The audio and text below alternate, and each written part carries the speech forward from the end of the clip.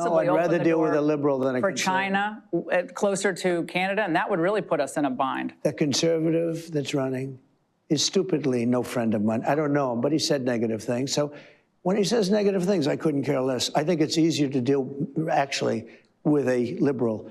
And maybe they're going to win, but I don't really care. It doesn't matter to me at all. I mean, this guy just took the Liberal campaign out at the knees. They have been campaigning so hard, putting Poilievre up against, like literally in comparison videos. He's Trumpy. Poilievre up against Trump. Yes. And they just labeled Carney like MAGA. And so this is, I mean, what is the extreme left going to say now? What are they going to say? Well, he likes us better, but we hate him, and he's bad. But he likes our guy better because he thinks that our guy will be easier to push around. Oh, like he has just cut their entire campaign off at the knees, and I am here for it. I am just here for it. It's been a rough week for the Liberals.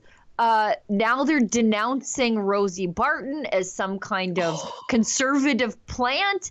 And now Mark Carney is MAGA. Like, Orange Hitler likes you.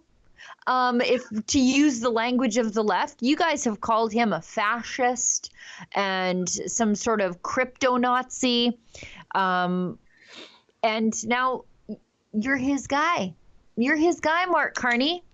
I love to see it. And, you know, there's truth to what Trump is saying, however, in that he would much rather deal with the Liberals. Because if your goal at the end of the day is American expansionism, and I think it is, yeah, of course, it's much better to deal with a weak and demoralized Canada and a destroyed economy and a hopeless people.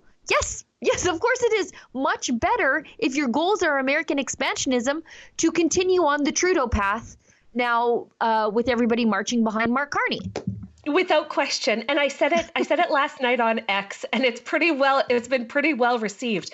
But Trump knows that if Canada gets a fourth Liberal government installed, that Saskatchewan and Alberta are they're like, we're gone. We are gone. He knows the chances of that are so much greater if Canada elects another Liberal government. And so this just plays into his hand. I mean, it just plays into his hand. And one of the crazier conspiracy theories that I heard last night, which is actually kind of hilarious, is like, what if Trump confused Doug Ford for Pierre Poilievre as the leader of the Conservatives? And I went, well, I mean, unlikely, but plausible. It's plausible because Doug Ford did come out as the de facto chief of Team Canada, and he was all bargy and largy and huge and in chargey. And wouldn't it be funny if Trump didn't know Doug or didn't know Poilievre enough to know the difference between them? But Doug just won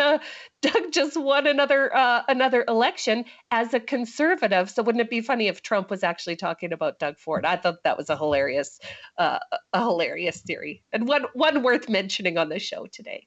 Oh, I love it. Poilievre is reacting to Trump, saying it's easier to deal with a Liberal prime minister. And again, I there's some truth to that. If you want to walk all over Canada and send us into chaos, demoralize the people, and if your end goal is American imperialism 2.0, yeah, definitely Mark Carney's your guy for that. Yeah, and if you're looking at building the economy in the United States, why not pick the guy that just moved all of the jobs to New York? He's a perfect fit. He's already doing the heavy lifting for the Americans, Mark Carney. That's a great point. Mark Carney, we're going to climate tariff all the heavy emitters in Canada. Yeah, of course. What a boon for the Chrome Belt renewal in the United States. It makes sense. It makes sense. If you're Donald Trump and you want to build your economy, pick the guy that's already moved all the jobs and all the industry to the United States from Canada. Perfect fit. Perfect fit. Yeah, Carney's the guy that will make Canada less competitive. And he's saying that. If you think tariffs from Trump make Canadian industries less competitive, then why wouldn't you feel the same way about Carney's climate tariffs on Canadian industries? So Trump's sitting there thinking, oh yeah, you know what? Canadian industry, Canadian competitiveness, it's going to shrink under Carney. Perfect for the American economy. I mean, all of the businesses that are looking at being labeled with, the big emitter label, if they can pick up their businesses and skedaddle to the United States, they're gonna. It's only for the industries that can't, the ones that are reliant on the land, aka oil and gas and the agriculture sector in Canada, that can't move, that won't. So get ready, Canada. This guy is gonna bury us economically. I mean, he's just gonna bury us economically if he pulls off a win.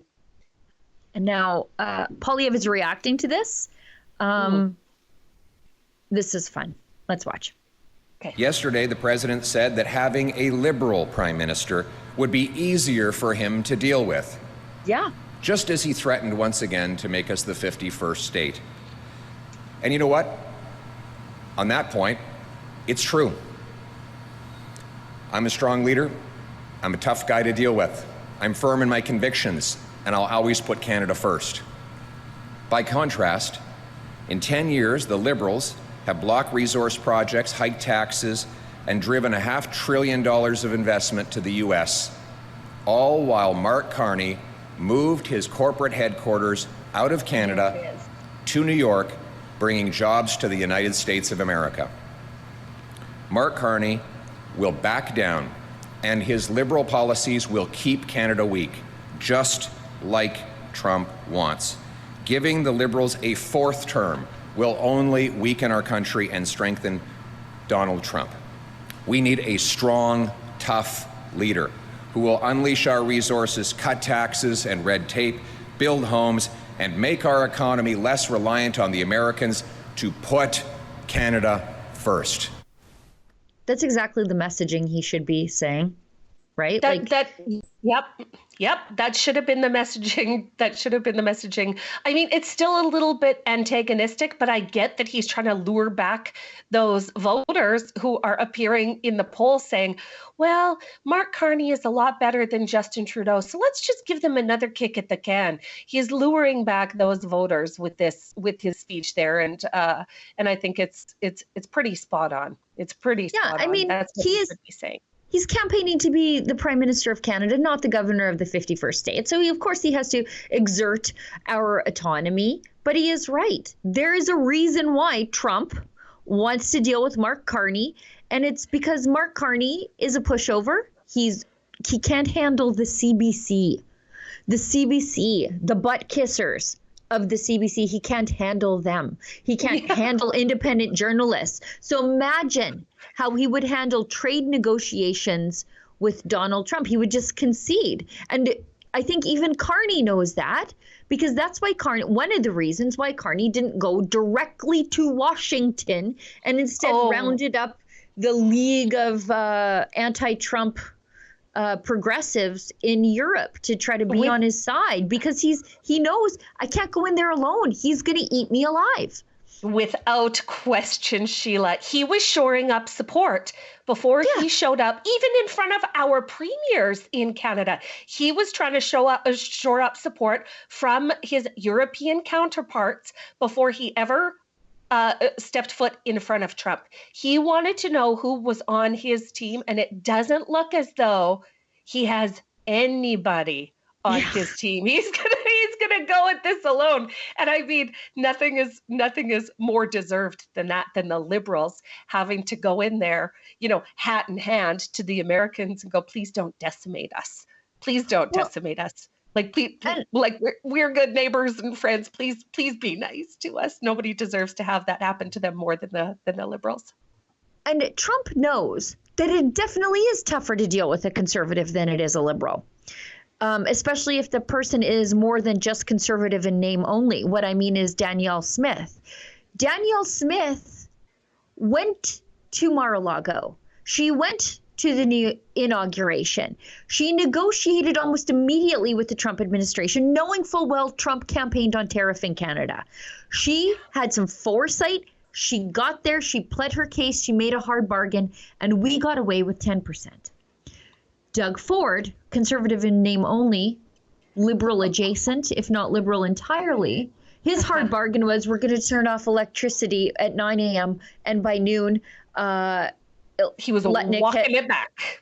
Yeah, he was a puddle after a phone call from Letnick. So yes, of course, the American administration would much rather deal with the Doug Fords of the world than the Daniel Smiths. Absolutely. No, I'd rather deal with a liberal than a for conservative. China, closer to Canada, and that would really put us in a bind. The conservative that's running is stupidly no friend of mine. I don't know him, but he said negative things. So when he says negative things, I couldn't care less. I think it's easier to deal, actually, with a liberal.